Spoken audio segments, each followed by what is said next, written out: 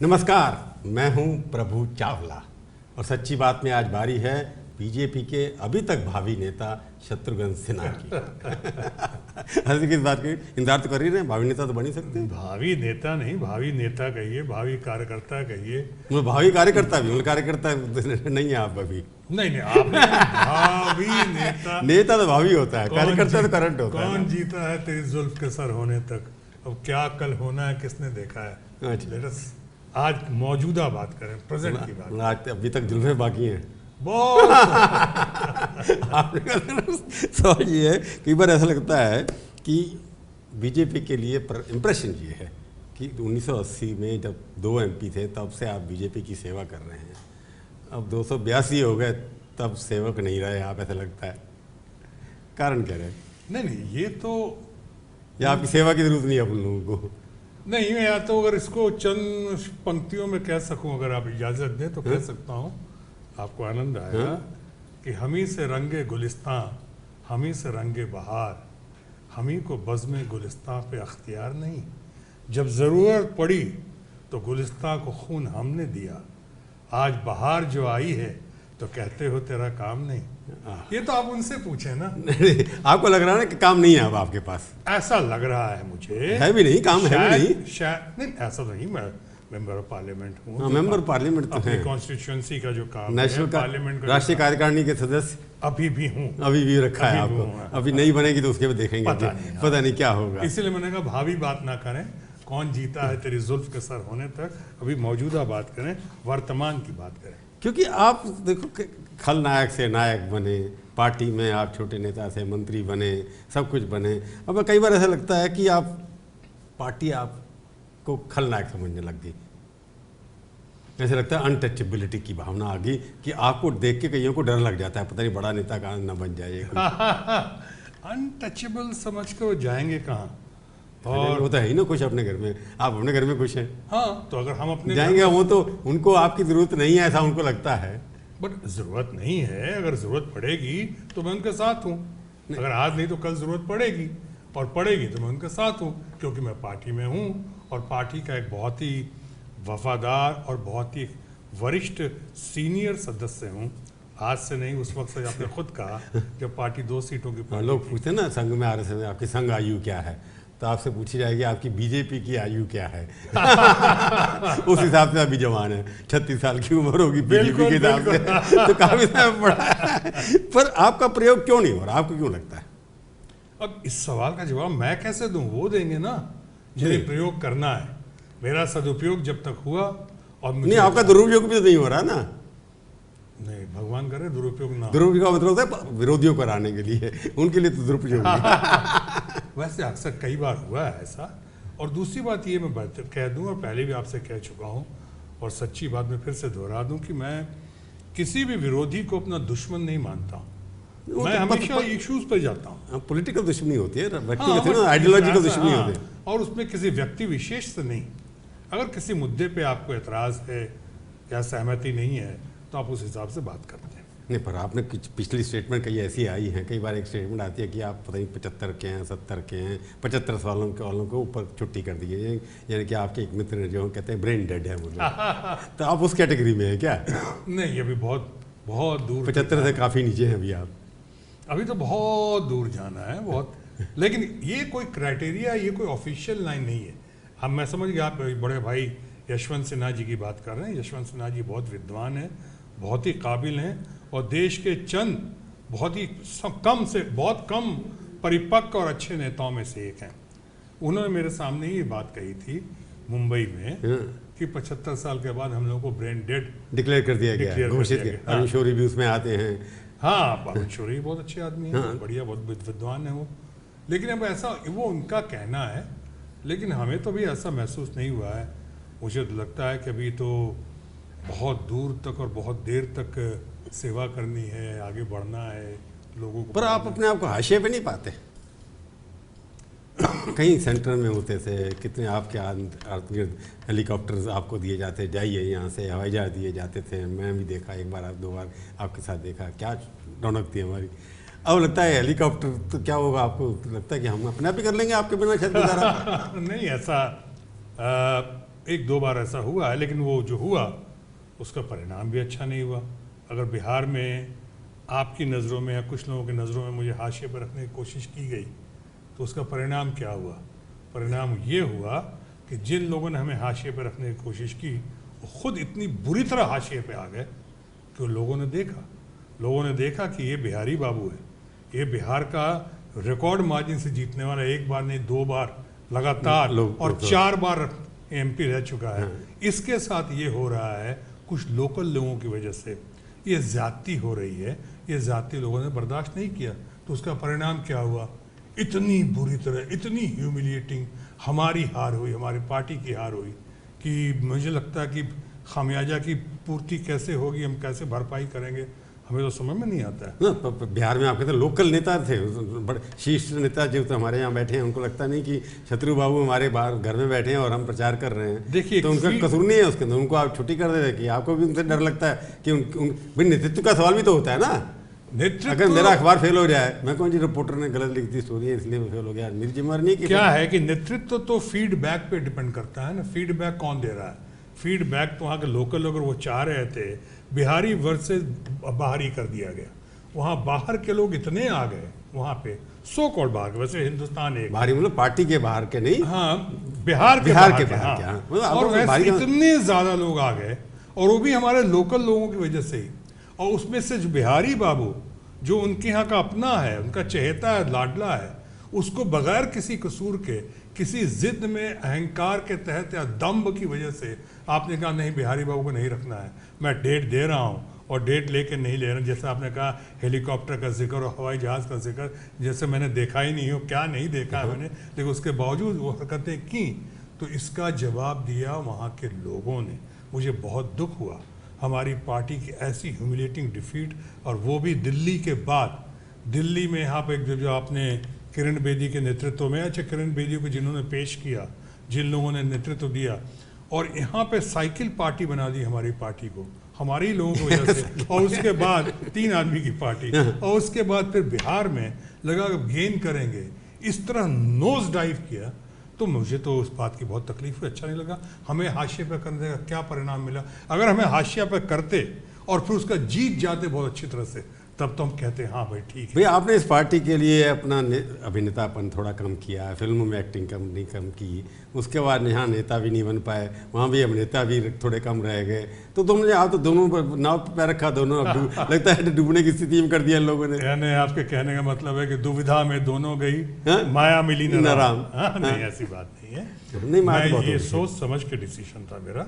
मैं ऐसा नहीं कि फिल्म उद्योग से मैं आया और पहला आदमी आया फिल्म उद्योग से राजनीति में और भारतीय जनता पार्टी में, तो ये सोच समझ कर आया और एक स्ट्रगल करता हुआ आगे बढ़ता रहा। एक रिकॉर्ड भी बनता है कि पहला भारतीय फिल्म उद्योग का आदमी फुल फ्लेजेड कैबिनेट मिनिस्टर बनता है, उसके बाद 1-2 कैबिनेट मिनिस्टर रहने के बाद आज फिर जीतता है रिकॉर्ड मार्जिन से। शायद देश में सबसे ज़्यादा वोट शेयर परसेंटेज आपको पता होगा वो शायद मेरा ही है। उसके बावजूद अगर आज कुछ कारणों से, जिस शीर्ष नेतृत्व का आपने जिक्र किया, अगर उन्होंने मुझे किसी कारण से काबिल नहीं समझा है या मुझे नहीं देखना चाहते हैं वहाँ पे जहाँ का मैं डिजर्व करता हूँ, जहाँ मैं डिजर्व करता हूँ, तो मैं कहूँगा कारण क्या आपसे इतनी दूरी क्यों? ये तो जब मिलेंगे, जब गले मिलेंगे। भाई आप तो फिल्म एक्टर हैं, आपको पता लगता है कि जब हीरोइन का इश्क छूटने लगता है तो कुछ ना कुछ कारण हो जाते हैं। तो होता है आपकी पार्टी के साथ आपका इश्क जो है, उसके नेतृत्व में जो थोड़े मुटाव जो आया है, आपको फील तो होता है कारण क्या है? आप कारण हैं, आपकी पॉपुलैरिटी या आपकी कंडक्ट जो कह सकते हैं, या आपका थ्रेट किसी को आप पोज करते हैं, इनमें से कौन सा कारण है जिसकी वजह से शत्रु जो है आज पार्टी के मार्जिन पे बैठा हुआ कहीं भी इम्पोर्टेंस नहीं? एक तो आपके सवाल में एक जवाब आ गया। एक तो हो सकता है कि मेरी पॉपुलैरिटी और अच्छा इमेज, आज तक कोई आरोप नहीं है, कोई एलिगेशन नहीं है आज तक, तो हो सकता है इसकी वजह से और लोकप्रियता, लोग समझते हैं कि शायद और पहले से बढ़ती ही जा रही। इसकी वजह से हमारी पार्टी में कुछ लोगों के अंदर खटास आ जाती है, एक घबराहट, एक इनसिक्योरिटी। मेरी पॉपुलैरिटी में अपनी इनसिक्योरिटी देखते हैं कुछ लोग। कौन, दिल्ली के लोग या आपके बिहार के लोग? बिहार के लोग भी, दिल्ली के लोग भी, ऐसी बात नहीं है। लेकिन हमारा इतना बता दूं, चूँकि मैं इस पर कोई ज़ोर से अपनी प्रतिक्रिया नहीं देता हूं, कि मेरा ये जानना है और इस बात को मैं मानता हूं कि मंत्री बनना नहीं बनना, बनाना नहीं बनाना, ये प्रधानमंत्री का अपना विशेष अपना विशेषाधिकार है। बिल्कुल है। तो अगर प्रधानमंत्री ने उस काबिल मुझे आज नहीं सोचा है, हो सकता है अच्छे दिन आने वाले हैं, कल सोच लें, लेकिन अगर नहीं सोचा या सोचा तो मैं उनके विजडम को चुनौती देने वाला कौन? नहीं, मैं तो उनके विजडम की चुनौती कोई भी नहीं देखता, उनका राइट है। पर उन्होंने आपको नहीं समझा अभी पहले इंस्टॉलमेंट में रखने के लिए, या दूसरी में भी रखने के लिए, या तीसरी में भी रखने के लिए। अब कितनी इंस्टॉलमेंट में आपके अच्छे दिन आएंगे पता नहीं। कोई बात नहीं, उफ न करेंगे, पर आपके अभी तो बुरे दिन, आपको लगता है अभी तो पॉलिटिकली बुरे दिन चल रहे हैं आपके? नहीं नहीं, बहुत खुश हूँ, बहुत अच्छा। ऑन द कॉन्ट्री आप समझे, मुझे अच्छा लग रहा है कि कम से कम उतनी जिम्मेदारी नहीं है, ताकि मैं अपनी कुछ पारिवारिक जिम्मेदारी, कुछ सामाजिक जिम्मेदारियां, कुछ आर्ट एंड कल्चर की बातें, वो सब मैं अभी कर सकता हूँ, इसलिए कि अभी हमारे ऊपर वो पद का बोझ नहीं है या उस पद की जिम्मेदारी। तो उस हिसाब से आपके अच्छे दिन आ गए। मैं देखिए, पार्टी के अच्छे दिन आए, शत्रु के पॉलिटिकली अच्छे दिन नहीं आए, पर आर्ट एंड कल्चर, सोसाइटी, ये सब अच्छे दिन आपके आ गए कि आप बिजी हो गए बाकी लोग। मैं संतुष्ट हूँ, मैं एकदम संतोष में, मेरे अंदर कोई ऐसी शिकायत नहीं, कोई गिला नहीं, कोई शिकवा नहीं, कोई शिकायत नहीं, मैं खुश हूँ, प्रसन्न हूँ। आपको लगता है देश के लिए अच्छे दिन आ गए क्या 2 साल में? अब सच्ची बात करिए। मेरा यहाँ कहना कुछ ठीक नहीं होगा, मैं तो पॉजिटिव थिंकर हूँ, मुझे लगता है अच्छे दिन आएंगे। कैसे आएंगे? मतलब अभी इंतजार कर सकते हैं आप, टाइम थोड़ा सा मिला। हाँ, अभी तो टाइम अभी 3 साल और बाकी है। तो 5 साल के बाद। हाँ, अभी आपके पास 34 महीने और बाकी। हिसाब किताब तो हम लोग करेंगे या देश की जनता करेगी 5 साल के बाद। 34 महीने अभी बाकी हैं। 34 महीने बाकी हैं। तो पर एक बार जैसे कई सारे ऐसी चीज़ें अच्छी की मोदी साहब ने, स्वच्छ Bharat, stand India, digital India, ये इंडिया। तो आप जब घूमते हैं तो जब जगह भारत पहले से स्वच्छ नजर आता है आपको कहीं क्या? आप तो उसके एम्बेसडर भी नहीं हैं, आपकी फिल्म इंडस्ट्री में बहुत लोग उसके एम्बेसडर हैं। मैं इसको ऐसे कहना चाहूँगा प्रभु चावला जी कि प्रधानमंत्री की नीयत बहुत अच्छी है। पहला प्रधानमंत्री देश में आया जो लाल किले से कह सका, घोषणा कर सका स्वच्छ भारत की बात। कई चीज़ें उन्हें कहीं, अब उसमें कहीं कमी है या खामी है, हम लोग पूरा नहीं कर पा रहे हैं। चाहे बनारस का मामला हो, चाहे पटना का मामला हो, चाहे इलाहाबाद का मामला हो, या कानपुर का मामला हो, या मुंबई के आसपास के क्षेत्र का मामला हो, तो मैं समझता हूँ कमी तो कहीं हमारे अंदर है, समाज के अंदर है। आपको राजनीतिक दृष्टि से प्रधानमंत्री में अभी भरोसा है काफ़ी?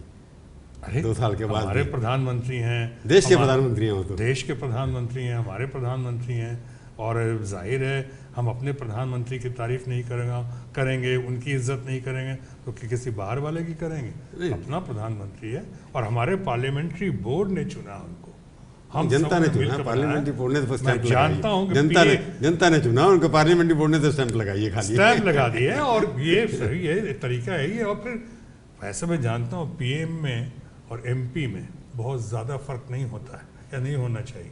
पीएम और एमपी उल्टा कर दो। हाँ, उल्टा कर दो तो एक ही बात है। पर एक एमपी जो है उसका पी पे कभी एक अदे कोई लगता है कि कभी तो भागे, नहीं तो परमानेंट एमपी रहता है वो तो ज़्यादातर लोग। हाँ, बट ये भी सही है कि ज़्यादातर ये तो पीएम बन के बिना एमपी बने। हाँ, लेकिन ये भी सही कि ज़्यादातर लोग हमेशा पीएम नहीं बने रहते। हाँ, एमपी बदलते हैं और कई बार पीएम भी बदलते हैं। नहीं, पर आपकी मुलाकात कब हुई लास्ट उनसे चुनाव जीतने के बाद अकेले 1 to 1? एक तो देखिए, मैंने कहा कि मैं बहुत टच था जब मेरे बेटे की शादी में, वो खासकर अटेंड करने आया कुछ की शादी में, और वो मुंबई आए थे। उसके बाद हमारी मुलाकात अभी नेशनल सिक्योरिटी की मीटिंग थी इलाहाबाद में, वहाँ मुलाकात हुई 1 to 1 1 to 1 बैठ के चाय के टेबल पर हम लोग बैठे वहाँ पे, लेकिन ऐसी कोई पॉलिटिकल बात नहीं हुई। और हाँ, ये ज़रूर अफसोस की बात है कि मेरे तमाम अच्छी नीयत और कोशिश के बावजूद हमारे जो राष्ट्रीय अध्यक्ष हैं अमित शाह, उनसे हमारी अभी तक मुलाकात नहीं हुई, या सही ढंग से मुलाकात नहीं हुई। मैं अध्यक्ष बनने के बाद सही ढंग से हम लोग कब 1 to 1 मुलाकात नहीं हुई ना। मीटिंग में गए, और मुझे अफसोस इस बात का है कि बिहार आपने टाइम बहुत मांगा उनसे। टाइम मांगा मैंने, नहीं दिया, ये तो नहीं कहूँगा यार, जिससे नहीं मुलाकात नहीं हो पाई। चलिए, मुलाकात आप सोफिस्टिकेटेड लैंग्वेज में, खासकर उस वक्त मैं बहुत परेशान था जब बिहार का चुनाव, जब मैं खलबली देख रहा था, मैं राइटिंग ऑन द वॉल देख रहा था। जैसे दिल्ली के चुनाव में मैंने राइटिंग ऑन द वॉल देख लिया था, और मैंने कहा था कि नेगेटिव पॉलिटिक्स मत करो, नेगेटिव पब्लिसिटी मत करो उनके खिलाफ, केजरीवाल के खिलाफ। उसने बिहार में मैं देख रहा था राइटिंग ऑन द वॉल, बिल्कुल लग रहा था जो आपकी भाषा में कि सुपड़ा साफ दिखाई पड़ रहा था मुझको, क्योंकि महागठबंधन, नीतीश कुमार, लालू यादव ऊपर से सोने में सुहागा उनके दृष्टिकोण से कांग्रेस पार्टी का मिलना, और ये मिलना, और हम लोगों का अपने तरफ से तैयारी नहीं करना। हम लोग वो बस तो तैयारी थी, सब जगह जाइए, पटना में मैं खूब घूमा, आपको हर जगह बड़ी बड़ी फोटो नजर आती थी, बड़े बड़े पोस्टर नजर आते थे, होर्डिंग नजर आती थी, सिवाय लोकल नेता उसमें कोई नहीं होता था। हाँ नहीं, गहराई में नहीं गए उसके, सिर्फ जनशक्ति और धन शक्ति, उसको उसके बल पे आपको चुनाव नहीं जीतते हैं। आप चुनाव जीतते हैं इसकी गहराई पे जब जाते हैं, तब विषय कैसे पेश करते हैं, प्रस्तुत करते हैं कैसे आप लोगों के सामने, हम वो नहीं कर तो पा बिहार का जब आपने देखा कि आप हार रहे हैं या लगता है बुरी हालत है, आपने अध्यक्ष जी को SOS जिसको बोलते हैं भेजे होंगे आपने? मैंने बहुत कोशिश की, लेकिन बहुत लोगों ने हमें, वो चाहते ही नहीं थे कि हम किसी से मिलें। वहाँ के कुछ लोग वहाँ के और कुछ लोग यहाँ के भी। मैंने यहाँ पे जो वहाँ के प्रभारी लोग थे उनको मैंने कहा भी, 3 बार मीटिंग फिक्स भी हुई हमारी यहाँ पे दिल्ली में अध्यक्ष जी से। अब क्या बात है, नहीं 19 लास्ट में पे नहीं हो पाई। हाँ नहीं हो पाई, तो उसके बाद आपने कोशिश करना बंद नहीं, हमने कहा कि अब हम मिलेंगे, लेकिन अब मैं ऑफिस में नहीं मिलूंगा। ऑफिस में कंट्रोवर्सी होगी, बात बढ़ेगी।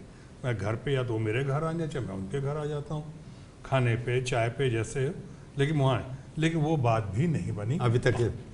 Apply no reply. तो अभी तक आप इसलिए टिके हुए हैं कि आप अध्यक्ष जी से मुलाकात की वेट कर रहे हैं? नहीं, अब मैं वेट नहीं कर रहा हूँ, लेकिन हाँ जब मुलाकात होगी, जब उन्हें ज़रूरत होगी, चाहे मुझे कुछ मार्गदर्शन चाहिए होगा, तो मैं ज़रूर मिलूंगा। हमारा अध्यक्ष है, वो राष्ट्रीय अध्यक्ष है। तो आप अभी तक पार्टी में हैं, परंतु आगे आने वाले दिनों में आप पार्टी या गवर्नमेंट में किस तरह के परिवर्तन देखते हैं और अपना क्या रोल देखते हैं, ये मैं पूछूंगा एक छोटे से ब्रेक के बाद। ओके।